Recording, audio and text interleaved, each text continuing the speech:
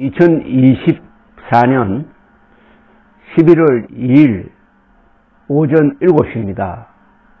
어제 한국갤럽조사에서 윤석열 대통령 국정 지지율이 19%까지 떨어졌다는 소식이 전해지면서 윤석열 대통령의 몰락이 아니라 파멸이 이제 급속도로 진행되고 있다는 느낌을 줍니다.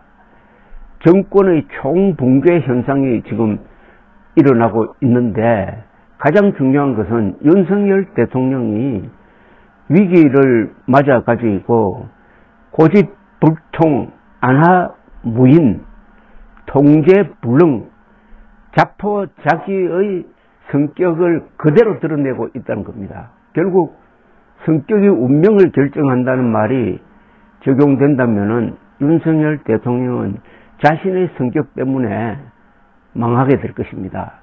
그 망하는 방법은 뭐냐?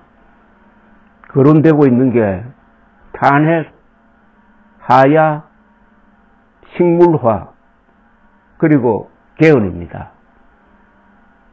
정권의 댐이 무너져 버렸습니다. 댐이 무너지면은 쏟아지는 물이 많은 것을 휩쓸고 갈 것입니다. 지금 윤석열 대통령의 이런 몰락을 도와준 사람들을 잊지 않아야 합니다. 자칭 보수 세력 중에서 음모론자들, 특히 윤석열과 친했던 부정선거 음모론자들, 그리고 의료 대란을 일으켜서 국가 시스템을 무너뜨리고 있는데도 박수를 쳤던 조선일보, 문화일보 등의 이 언론 매체, 보수가 이제 윤석열과 같이 몸을 묶고 낭떠러지에서 같이 떨어질 것이냐, 아니면 풀 것이냐, 윤석열과 묶었던 끈을 풀 것이냐, 국민의 힘이 윤석열 탈당을 요구할 것이냐, 이런 논의를 하는 것조차도 한가하게 느껴질 정도로 몰락의 속도가 너무나 빠릅니다.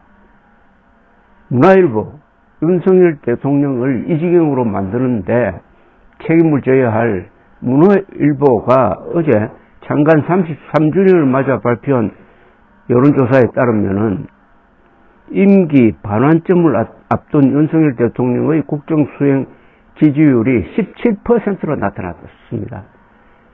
어제 같은 날 발표된 한국갤럽조사보다도 2%포인트 더 빠졌습니다. 그런데 명태균의 결정적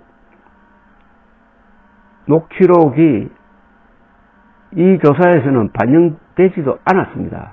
그걸 반영한 여론조사가 다시 발표된다면은 2, 3%까지 떨어지고, 그렇게 되면 정권 붕괴 수준이 되는 그런 조사가 나올 가능성이 있습니다.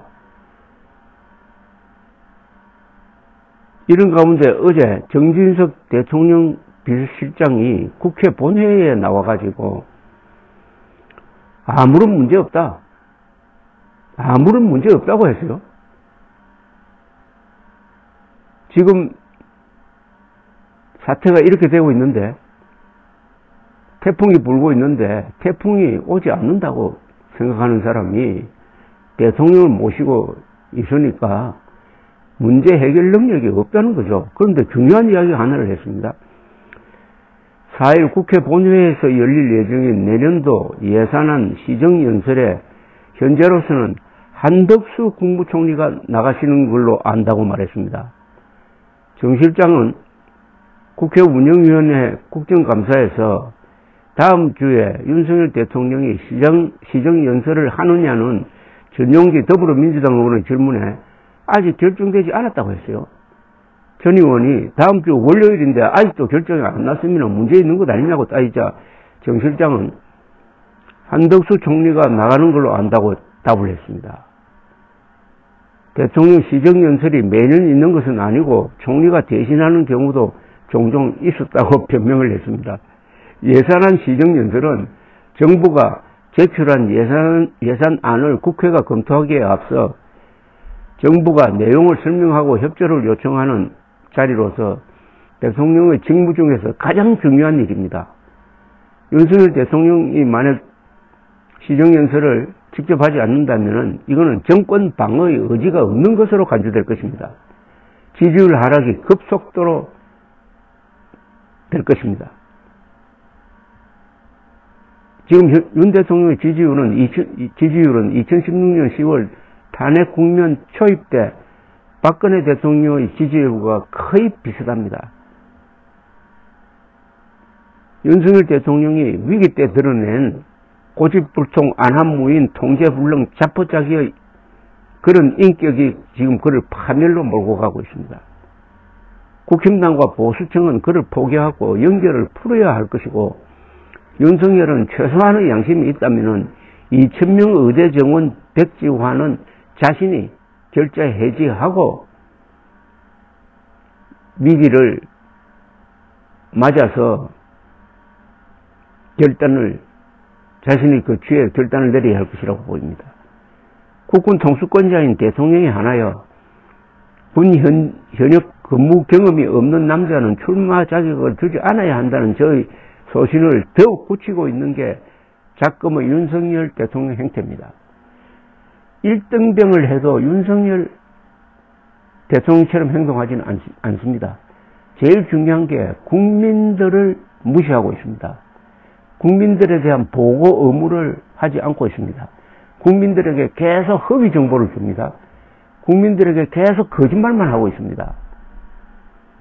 의료 대란을 예로 든다면 급격한 2,000명 정원에 대한 아무런 과학적인 근거가 없다는 사실이 재판을 통해서 그리고 국회 청문회를 통해서 밝혀지고 확인되었는데도 불구하고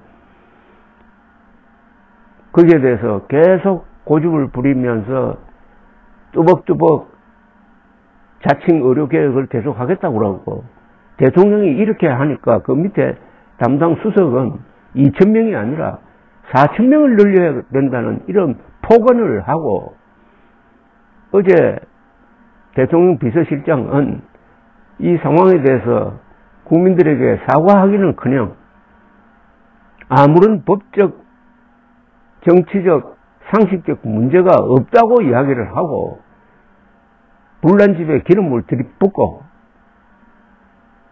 기껏 한다는 게 명태균 씨에게 김명선 전 의원 공천을 약속하는 듯한 그런 통화에 대해서도 설사 개입이 있었다고 하더라도 그때는 민간인이었다. 즉 취임한 날이 2022년 5월 10일인데 하루 전에 있었던 일이다. 5월 9일이었다. 그래서 법적으로 문제가 없다고 이런 이야기를 하고 있습니다. 지금 세상이 어떻게 돌아가는데 그런 한가한 이야기를 하고 있습니까? 민간인이었으니까 문제가 없다고 한다면은 그러면은 5월 10일 하루 뒤에 김명선 공천이 발표가 되었는데 공천 개입이 틀림없다면은 공천이 발표된 5월 10일 윤석열 대통령이 대통령에 취임했으니까 공무원 맞지 않습니까? 그걸 딱 잘라가지고 5월 9일에 그런 통화가 있었으니까 아무런 문제가 없다라고 이야기할 정도 같으면은 이 정권의 자구 능력은 없다고 봐야 합니다. 이걸 짚고 넘어간다면은 윤석열 대통령이 언제부터 법의 제재를 받는 공직자의 자격을 갖췄느냐 하는 데 대해서는 판례가 있고 대통령직 인수에 대한 법의 규정이 있습니다. 그걸 종합을 하면은 2021년 가을 국민의힘 대통령 후보로 확정되었을 때부터 공무원으로 적용한다. 공무원으로 간주하고 법을 적용한다. 라는 판례가 있고, 대통령직 인수위 관련 법에 따르면은 인수위원들은 잘못하면 형사처벌을 받아야 된다는 걸 볼 때 2022년 3월 9일 당선되어 가지고 당선인이 된 순간부터 공무원으로 간주해 가지고